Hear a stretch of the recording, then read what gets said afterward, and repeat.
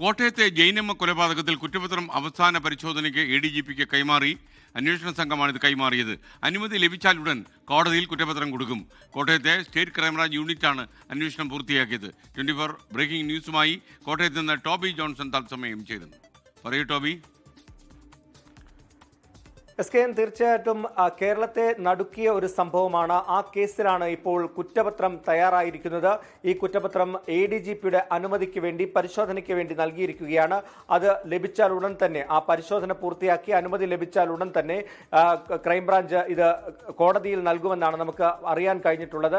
എന്തായാലും നിർണായകമായിട്ടുള്ള ഒരു കേസായിരുന്നു. കഴിഞ്ഞ ഓഗസ്റ്റ് 27-ാം തീയതിയാണ് സെബാസ്റ്റ്യന്റെ അറസ്റ്റ് നടക്കുന്നത്. ആ അറസ്റ്റിലേക്ക് നയിക്കുമ്പോൾ തന്നെ അന്വേഷണ സംഘത്തിന്റെ പക്കൽ നിർണായകമായിട്ടുള്ള തെളിവുകൾ ഉണ്ടായിരുന്നു. അതിൽ ഏറ്റവും പ്രധാനപ്പെട്ടത് ഈ ജൈനമ്മയെ കാണാതാകുമ്പോൾ അവരുടെ മൊബൈൽ ഫോൺ ടവർ എവിടെയായിരുന്നു എന്നുള്ളതാണ് ആദ്യമേ പരിശോധിച്ചത്. അത് പരിശോധിച്ച് ചെന്നപ്പോഴാണ് ചില CCTV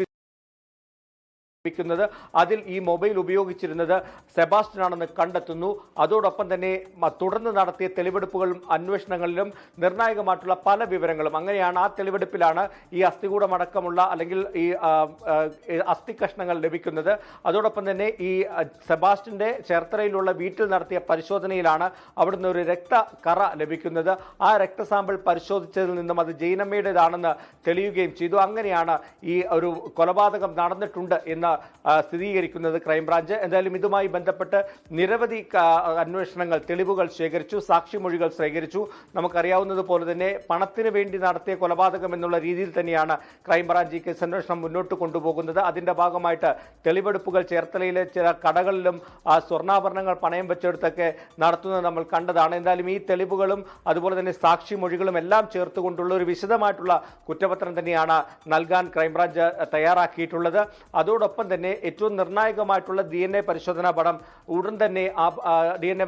ഉടൻ തന്നെ കോടതിയിലേക്ക് എത്തുമെന്ന് ക്രൈംബ്രാഞ്ച് പ്രതീക്ഷിക്കുന്നു. അതും കൂടി വരുമ്പോൾ കുറ്റപത്രം ഏകദേശം പൂർത്തിയായി എന്ന് വേണമെങ്കിൽ പറയാൻ സാധിക്കും. എന്തായാലും ADGPയുടെ പരിശോധനയ്ക്ക് വേണ്ടി അന്തിമ അനുമതിക്ക് വേണ്ടി കാത്തിരിക്കുകയാണ്.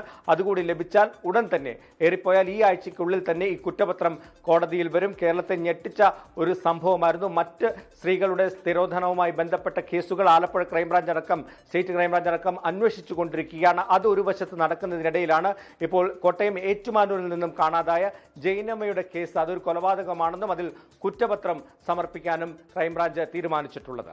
ലോകത്തെവിടെയായാലും ഏത് സമയത്തും 24 വാർത്തകളും ഓഗ്മെന്റഡ് റിയാലിറ്റി പാക്കേജുകളും എക്സ്പ്ലെയിനറുകളും വിശദമായി കാണാൻ ഞങ്ങളുടെ YouTube ചാനൽ നിങ്ങൾക്ക് സബ്സ്ക്രൈബ് ചെയ്യാം.